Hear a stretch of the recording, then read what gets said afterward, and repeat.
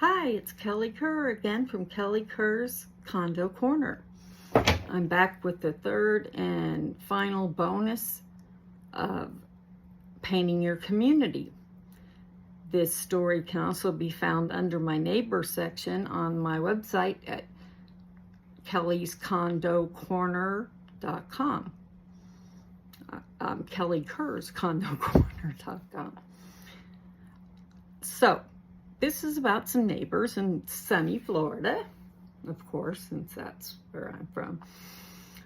There's two neighbors, Joe and Sarah, live next door to each other. They'd been at odds for as long as anyone could remember, all because of a ridiculous reason. It all started when Joe moved in and decided to paint his house a bright shade of turquoise, a color he thought would bring a tropical feel to his home.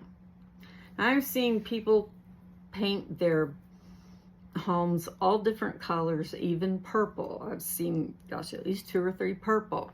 Wearing purple today because people paint their homes purple.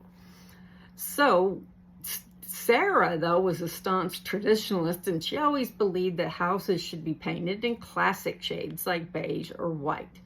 She couldn't stand the sight of Joe's turquoise house and considered it an eyesore. Every morning she would glare at the offending color from her porch, sipping her coffee and muttering about how it ruined the neighborhood. So their feud escalated quickly. Joe would play his favorite reggae music loudly, and Sarah would counter with classical music at ear-piercing volumes. Lovely. The neighborhood was subjected to their daily symphony of discord. Even the birds stopped singing in their trees. One day, a passerby named Emily, who'd recently moved to the neighborhood, couldn't believe her ears when she heard the cacophony coming from Joe and Sarah's houses. She decided it was time to intervene. Emily had a conflict resolution background and was familiar with community associations. So she approached Joe and Sarah separately, trying to understand the roots of their animosity.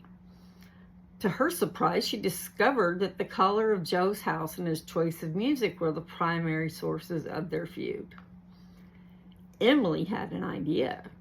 She suggested that they all meet to discuss the issue and see if they could compromise. Joe, Sarah, and Emily sat down in Joe's turquoise living room, surrounded by walls that somehow symbolized their feud.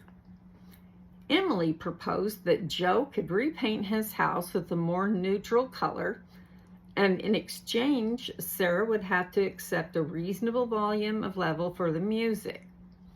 After much debate and negotiation, Joe agreed to repaint his house in a soft pastel blue that wouldn't disrupt the neighborhood's aesthetic.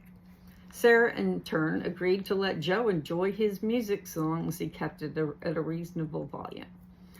As they shook hands and they put their agreement in writing, the tension of the neighborhood began to dissipate. The birds returned to the trees, and the community again found harmony. The funniest thing was, as Joe started to repaint his house in the agreed upon shade of blue, he realized he liked it even better than the turquoise. From that day on, Joe, Sarah, and Emily became good friends, often sharing a cup of coffee on Sarah's porch or listening to music together.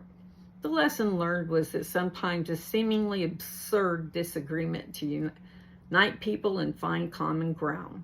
In this case, it was the color of its house that had the power to transform adversaries into allies, and the neighborhood was all the better for it.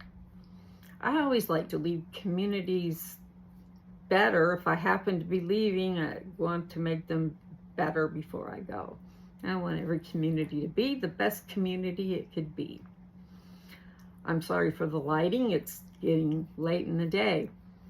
And as a new YouTuber, I don't have very much light. So please like and subscribe, and I'll catch you on the next episode. Bye.